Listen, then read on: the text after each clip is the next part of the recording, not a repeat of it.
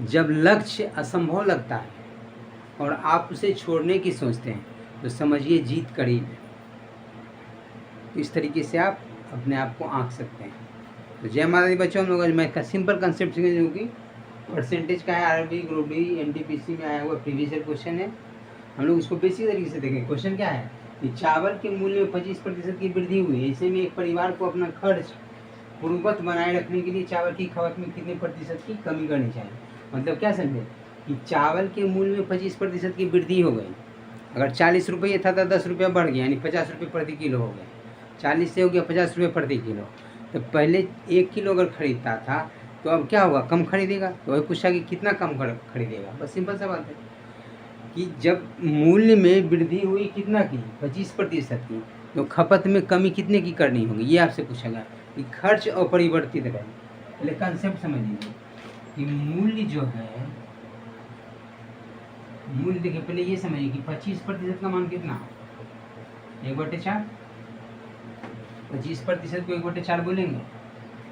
अब मूल्य में बोला कि वृद्धि होगा, यानी 4 से 1 बढ़ गया। तो मूल्य यदि पहले 4 था, अब हो गया 5। 4 से 1 बढ़ गया, मूल्य में 25% की वृद्धि हुई, यानी 4 यदि पहले रहा होगा तो 1 बढ़ गया, यानी 4 से 5 हो गया।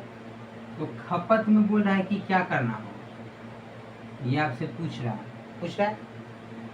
अब मूल्य गुने खपत, इसी को तो बोलते हैं टोटल क्या है कि खर्चा होता है। समझ रहे हैं, खर्च हुआ किसी चीज में। खर्च का मतलब क्या हुआ कि जो प्रति किलो मूल्य है या प्रति वस्तु मूल्य है इनटू वस्तुओं की संख्या या जितना केजी लिया गया उसका मतलब क्वांटिटी, उसी को गुना करेंगे तो टोटल खर्च निकलता है। तो यही तो मूल्य गुने खपत बराबर खर्च हो गया। तो खर्च बोल रहा है कि अपरिवर्तित रहे, यानी खर्च में क्या हो, यहाँ भी सेम हो यहाँ भी सेम हो, कोई परिवर्तन ना हो। तो हमको क्या करना होगा, सिंपल सवाल कि जब भी इस तरह का रहे कि खर्च अपरिवर्तित है और मूल्य 4 से 5 हो गया, तो इसको खपत में हम लोग 5 से 4 करेंगे, इसी का रिवर्स कर देंगे। यहाँ भी 5 का 20 आएगा, यहाँ भी 5 का 20 आएगा, खर्च अपरिवर्तित रह गया, कोई चेंजिंग नहीं हुआ। यहाँ भी 5 का 20, यहाँ भी 5 का 20, यानी क्या किए, खपत में 5 से 4 कर रहे हैं, तो कमी कर रहे हैं।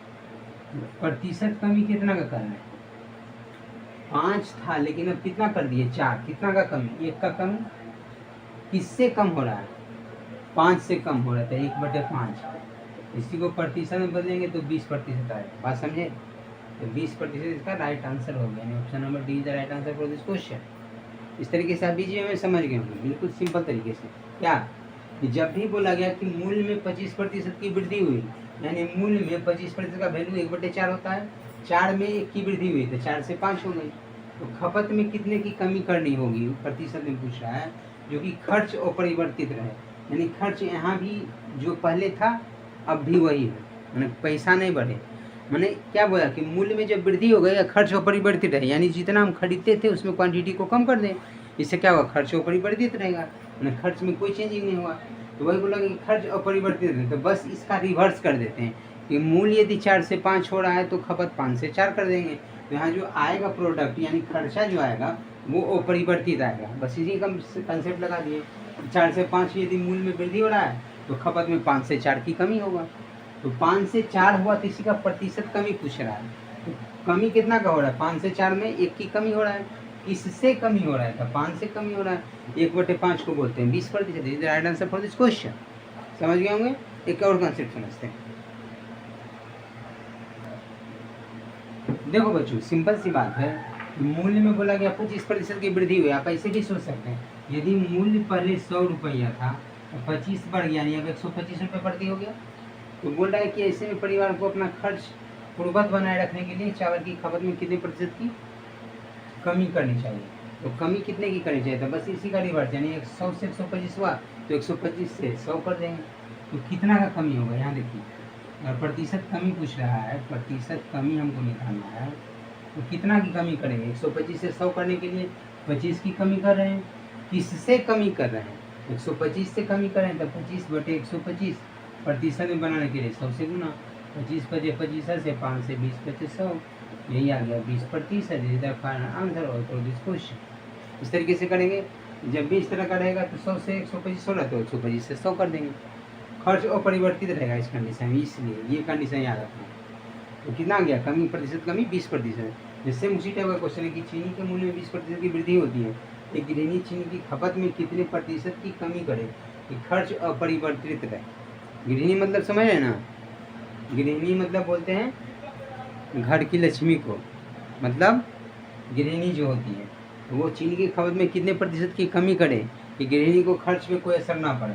तो सिंपल सा क्या तरीका है कि 20% की वृद्धि हो रही है, यानी 100 से 120 हो रहा है, 100 से 120 हो रहा है। बस कमी क्या पूछ रहा है कि कमी करे, तो 120 से 100 होने के लिए हमको क्या करना होगा, प्रतिशत कमी जो पूछ रहा है तो हमको करना क्या होगा, 120 से 100 होने के लिए कितना का कमी हो रहा है, 20 से कमी हो रहा है। 120 से 100 होने के लिए 20 का कमी हो रहा है। किससे कमी हो रहा है, 120 से। 120 से कम हो रहा है तो 20/120 अब इन्हें 100 कर दो प्रतिशत में बदलने के लिए, बस आ गया। 20 से 20 6 का 20 है, 2 से 2 3 6, 2 से 50 गुना 100, 50/3%, यानी कितना 16.2/3%। समझे कि नहीं समझे, कमी आ गई। फ्रैक्शन में अगर बनाते वो भी बनता, पहले ये समझिए कि चीनी के मूल्य में 20% की वृद्धि होती है, यानी 100 यदि 100 रुपया मूल्य था तो 100 से 20 बढ़ गया, यानी 120 हो गया। तो गृहिणी चीनी की खपत में कितने प्रतिशत की कमी करे, यानी यदि 120 था तो अब 100 करना होगा, तो 120 से 100 करने के लिए क्या करना होगा, 20 की कमी करना होगा। किससे कमी करना होगा, तो 120 से, क्योंकि 120 से 100 होने के लिए 20 कमी कर रहे हैं 120 से, तो 20/120 गुना 100 कर लिए तो आगे 50/3%, यानी 16.2/3%। अगर प्रति फ्रैक्शन में बनाएंगे तो देखिए 20% का मान क्या होता है, 1/5। अब बोल रहा है कि चीनी के मूल्य में वृद्धि हुआ, यानी 5 से 1 बढ़ गया, 5 से 1 बढ़ गया, यानी मूल्य हो गया 5 से 1 बढ़ के 6 हो गया। तो आपसे पूछ रहा है कि कितने प्रतिशत की कमी करनी होगी, बस इसी का रिवर्स कर देते हैं कि 5 से 6 हुआ तो 6 से 5 होने के लिए क्या करना पड़ेगा, तो प्रतिशत कमी बराबर लिखेंगे। 6 से 5 करने के लिए क्या करना होगा, 1 की कमी करना होगा, एक ऊपर में लिख दिए। किससे कमी करना होगा, तो 6 से 5 होने के लिए 1 कमी होगा, लेकिन किससे कमी हो रहा है, 6 से, तो 1/6। इसको प्रतिशत में बनाने के लिए 100 से गुना करें, अगर 1/6 को प्रतिशत में बनाएंगे तो डायरेक्ट हमको याद रहता है 16.2/3%। Answer for this question. इस तरीके से इजी में आप समझ गए होंगे। बस इसी तरीके से बना सकते हैं, जब भी खर्च अपरिवर्तित रहेगा तो उसको इसी कंसेप्ट से बनाएंगे, जो कि सिंपल में बन जाएगा, कहीं कुछ सोचना नहीं पड़ेगा। 100 भी मान के बना सकते हैं इजी डाटा रहेगा तो, लेकिन फ्रैक्शन में अगर डाटा आएगा तो ज़्यादा बेस्ट रहेगा, फ्रैक्शन तरीके से बनाएंगे तो भी बनेगा, इजी वे में बनेगा, याद रखिए। अगर सिंपल डाटा रहेगा तो 100 मान के बनाएंगे ठीक है, लेकिन जब फ्रैक्शन में डाटा रहेगा तो आपको क्या करना होगा, फ्रैक्शन मेथड से बनाऊंगी, इससे ये बताएं आपको, ये चीज़ आज फ्रैक्शन वाला याद रखना है, क्योंकि फ्रैक्शन वाला इजी वे में बन जाएगा। हम लोग फिर मिलते हैं नेक्स्ट वीडियो में नेक्स्ट कंसेप्ट के साथ, तब तक के लिए थैंक यू सो मच।